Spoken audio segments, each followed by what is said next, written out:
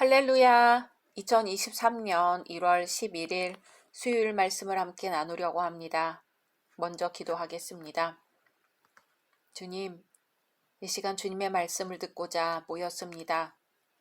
이 시간 성령님 임재하여 주시고 우리의 마음을 주장하여 주옵소서. 온전히 마음과 뜻과 정성 모두어 예배드리기를 원하오며 예수님의 이름으로 기도드립니다. 아멘. 오늘의 말씀은 요한복음 12장입니다. 유월절 엿새 전에 예수께서 베다니에 이르시니 이곳은 예수께서 죽은 자 가운데서 살리신 나사로가 있는 곳이라. 거기서 예수를 위하여 잔치할세 마르다는 일을 하고 나사로는 예수와 함께 앉은 자 중에 있더라. 마리아는 지극히 비싼 향유 곧 순전한 나드 한 근을 가져다가 예수의 발에 붓고 자기 머리털로 그의 발을 닦으니 향유 냄새가 집에 가득하더라. 제자 중 하나로서 예수를 잡아줄 가룟 유다가 말하되 이 향유를 어찌하여 300데나리온에 팔아 가난한 자들에게 주지 아니하였느냐 하니 이렇게 말하면 가난한 자들을 생각함이 아니요 그는 도둑이라 돈꾀를 맞고 거기 넣는 것을 훔쳐가밀어라. 예수께서 이르시되 그를 가만두어 나의 장례할 날을 위하여 그것을 간직하게 하라. 가난한 자들은 항상 너희와 함께 있거니와 나는 항상 있지 아니하리라 하시니라. 유대인의 큰 무리가 예수께서 여기 계신 줄을 알고 오니 이는 예수만 보기 위함이 아니요 죽은 자 가운데서 살리신 나사로도 보려 함이러라. 대제사장들이 나사로까지 죽이려고 모의하니 나사로 때문에 많은 유대인이 가서 예수를 믿음이러라. 그 이튿날에는 명절에 온 큰 무리가 예수께서 예루살렘으로 오신다는 것을 듣고 종려나무 가지를 가지고 맞으러 나가 외치되 호산나 찬송하리로다 주의 이름으로 오시는 이 곧 이스라엘의 왕이시여 하더라. 예수는 한 어린 나귀를 보고 타시니 이는 기록된 바 시온 따라 두려워하지 말라. 보라 너의 왕이 나귀 새끼를 타고 오신다 함과 같더라. 제자들은 처음에 이 일을 깨닫지 못하였다가 예수께서 영광을 얻으신 후에야 이것이 예수께 대하여 기록된 것임과 사람들이 예수께 이같이 한 것임이 생각났더라. 나사로를 무덤에서 불러내어 죽은 자 가운데서 살리실 때에 함께 있던 무리가 증언한지라. 이에 무리가 예수를 맞음은 이 표적 행하심을 들었음이러라. 바리새인들이 서로 말하되 볼지어다 너희 하는 일이 쓸데없다. 보라 온 세상이 그를 따르는도다 하니라. 명절에 예배하러 올라온 사람 중에 헬라인 몇이 있는데 그들이 갈릴리 벳세다 사람 빌립에게 가서 청하여 이르되 선생이여 우리가 예수를 배웠고자 하나이다 하니 빌립이 안드레에게 가서 말하고 안드레와 빌립이 예수께 가서 여쭈니 예수께서 대답하여 이르시되 인자가 영광을 얻을 때가 왔도다. 내가 진실로 진실로 너희에게 이르노니 한 알의 밀이 땅에 떨어져 죽지 아니하면 한 알 그대로 있고 죽으면 많은 열매를 맺느니라. 자기의 생명을 사랑하는 자는 잃어버릴 것이요 이 세상에서 자기의 생명을 미워하는 자는 영생하도록 보존하리라. 사람이 나를 섬기려면 나를 따르라. 나 있는 곳에 나를 섬기는 자도 거기 있으리니 사람이 나를 섬기면 내 아버지께서 그를 귀히 여기시리라. 지금 내 마음이 괴로우니 무슨 말을 하리요. 아버지여 나를 구원하여 이 때를 면하게 하여 주옵소서. 그러나 내가 이를 위하여 이 때에 왔나이다. 아버지여 아버지의 이름을 영광스럽게 하옵소서 하시니 이 하늘에서 소리가 나서 이르되 내가 이미 영광스럽게 하였고 또다시 영광스럽게 하리라 하시니 곁에 서서 들은 무리는 천둥이 울었다고도 하며 또 어떤 이들은 천사가 그에게 말하였다고도 하니 예수께서 대답하여 이르시되 이 소리가 난 것은 나를 위한 것이 아니요 너희를 위한 것이니라. 이제 이 세상에 대한 심판이 이르렀으니 이 세상의 임금이 쫓겨나리라. 내가 땅에서 들리면 모든 사람을 내게로 이끌겠노라 하시니 이렇게 말씀하심은 자기가 어떠한 죽음으로 죽을 것을 보이심이러라. 이에 무리가 대답하되 우리는 율법에서 그리스도가 영원히 계신다 함을 들었거늘 너는 어찌하여 인자가 들려야 하리라 하느냐. 이 인자는 누구냐?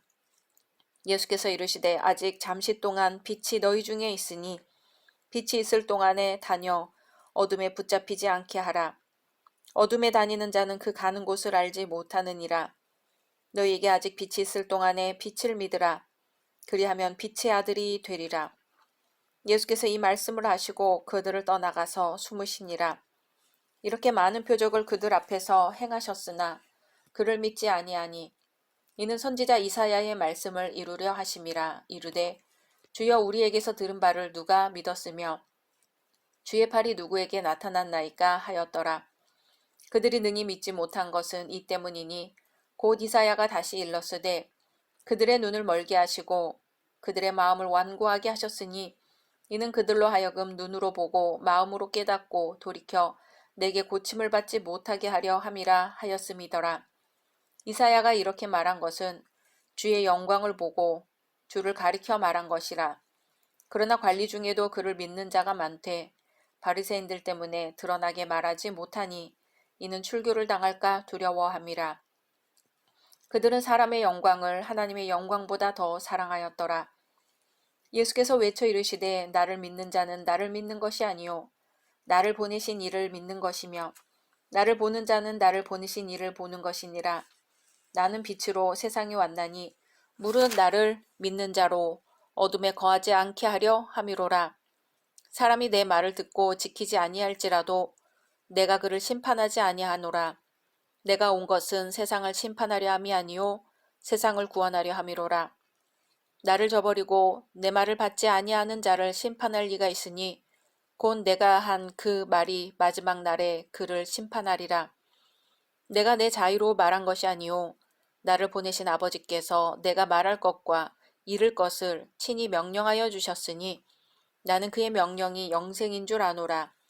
그러므로 내가 이르는 것은 내 아버지께서 내게 말씀하신 그대로니라 하시니라. 아멘. 오늘 말씀 제목은 제자들의 발을 씻기신 예수님입니다. 예수님이 제자들의 발을 씻기신 곳은 마가의 다락방으로 추정됩니다. 이곳에서 최후의 만찬을 베풀면서 제자들의 발을 몸소 씻어주신 것이죠. 이 일이 있기 전에 무슨 일이 있었냐면 제자들이 서로 누가 우월하냐 논쟁을 벌인 것입니다. 예수님은 이들의 발을 씻기심으로 진정한 섬김이 무엇인지 보여주셨습니다. 예수님 당시의 유대 풍습은 이렇습니다. 어떤 사람이 잔치에 초대를 받으면 그는 먼저 자기 집에서 목욕을 합니다. 잔치집에 당도하여서는 발만을 씻었습니다. 간혹 주인이 고귀한 신분일 경우에는 잔치집 하인이 나와서 그의 발을 씻어주었습니다. 한편 주인이 외출하였다가 귀가할 경우에도 하인은 그의 발을 씻어주었습니다. 그러니까 예수님이 친히 죄인과 제자들을 섬기는 종이 되셨던 것이지요.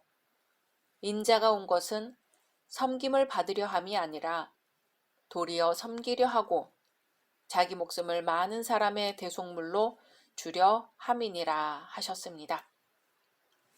빌립보서 2장 6절에서 8절은 그는 근본 하나님의 본체시나 하나님과 동등됨을 취할 것으로 여기지 아니하시고 오히려 자기를 비어 종의 형체를 가져 사람들과 같이 되었고 사람의 모양으로 나타나셨음에 자기를 낮추시고 죽기까지 복종하셨으니 라고 적고 있습니다.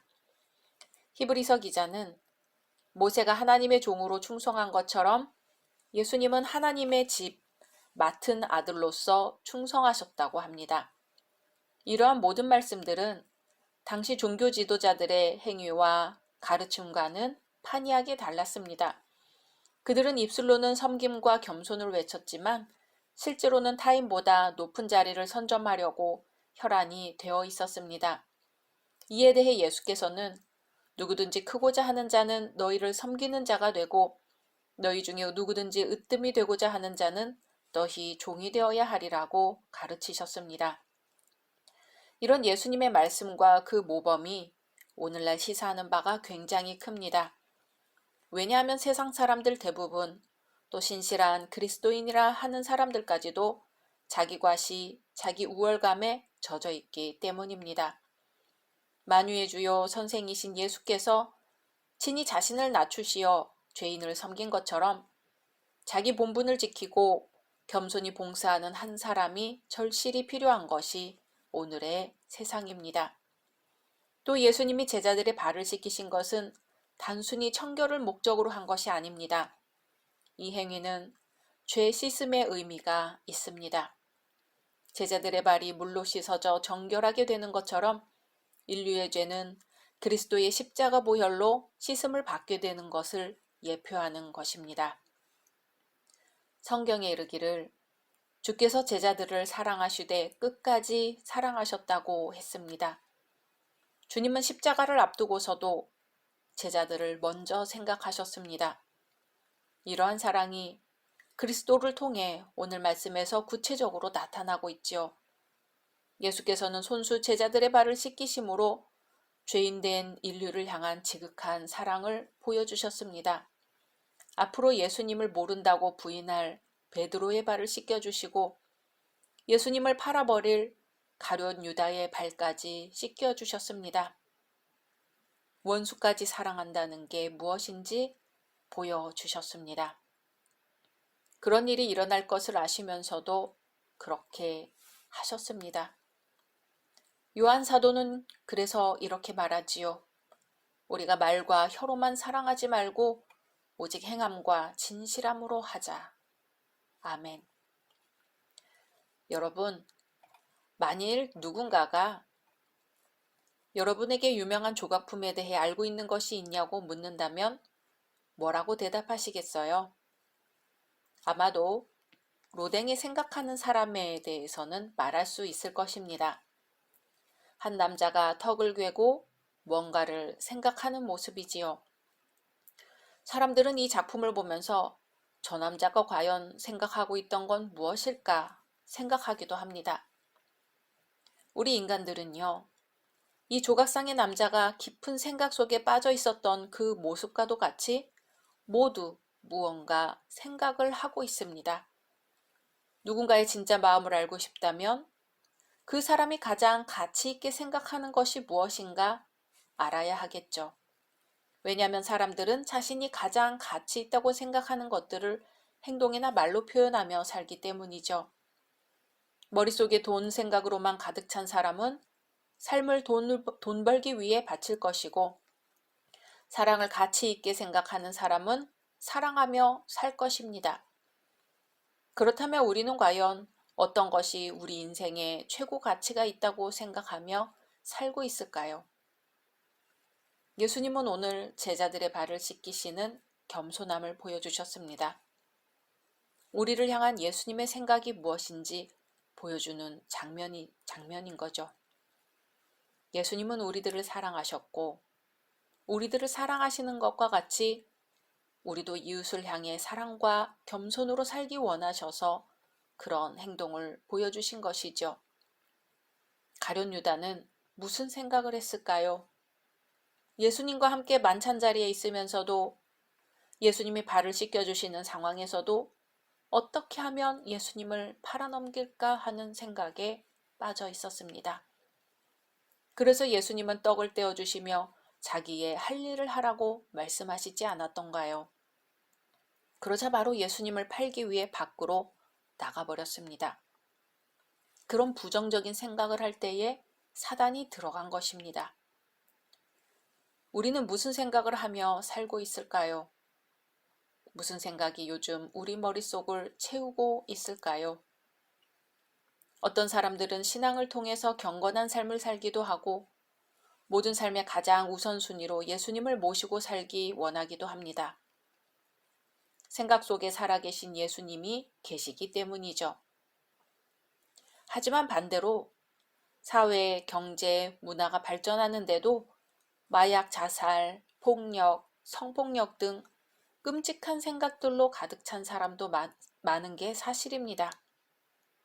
우리는 이들에 대해 외면하기보다는 그들을 위해 기도하고 그들에게 어떻게 예수의 사랑을 전할지 관심을 가져야 할 것입니다. 예수님은 내가 너희를 사랑한 것 같이 너희도 서로 사랑하라고 하셨습니다.